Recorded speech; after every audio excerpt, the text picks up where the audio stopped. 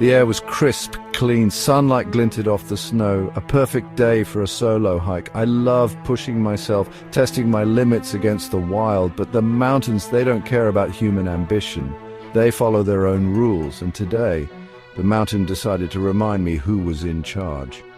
The wind picked up, a few flakes of snow dancing on the breeze quickly turned into a blinding whiteout. The temperature plummeted, my breath formed icy clouds, each one a stark warning. This wasn't just a squall, this was a full-blown blizzard. I needed shelter and fast. Panic threatened to overwhelm me, but I pushed it down. Panicking wouldn't help. I had to stay calm, think clearly.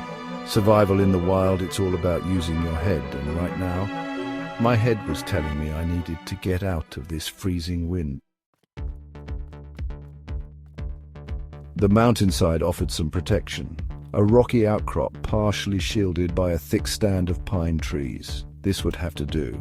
Time to improvise. I grabbed my ice axe, using it to hack away at the snowdrifts, creating a small hollow at the base of the rocks. Next, I needed insulation. The pine trees, their branches heavy with snow, would be my key to survival. Working quickly, I used my axe to break off boughs, layering them on the ground and against the rock face. It wasn't pretty, but it was starting to look like some kind of shelter.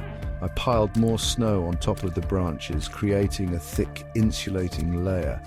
A small opening, just large enough to crawl through, served as my makeshift door. It wasn't the Ritz, but it was starting to feel like a haven. A frozen haven, but a haven nonetheless.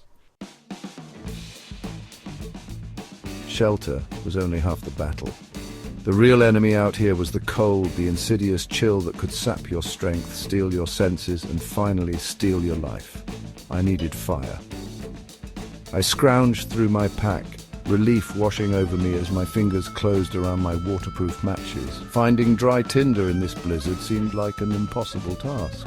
But I remembered a trick from my survival training. I carefully peeled back the bark from a fallen tree, revealing dry wood underneath. I gathered a handful of this precious tinder along with some dry twigs and branches. My fingers, numb and clumsy, struggled to strike the match. Finally, a tiny flame flickered to life.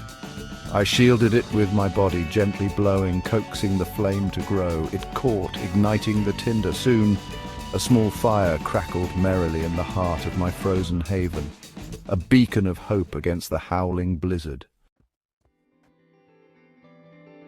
Exhaustion pulled at me, but I knew I couldn't sleep, not yet. I needed to keep the fire going, feed it with small branches throughout the long, freezing night. The wind howled outside, a constant reminder of the fury raging just beyond my fragile shelter. But inside, warmed by the fire and the feeling of having survived another day, I felt a strange sense of peace settle over me. The storm raged on, but I was safe for now. The mountain had tested me, pushed me to my limits, and I had passed. As the first light of dawn finally pierced through the swirling snow, I felt a surge of gratitude. I had made it. The blizzard was finally starting to ease. The mountain had thrown its worst at me, and I was still standing. It was time to find my way back, but for now I allowed myself a moment of quiet triumph. I had survived the mountain's fury.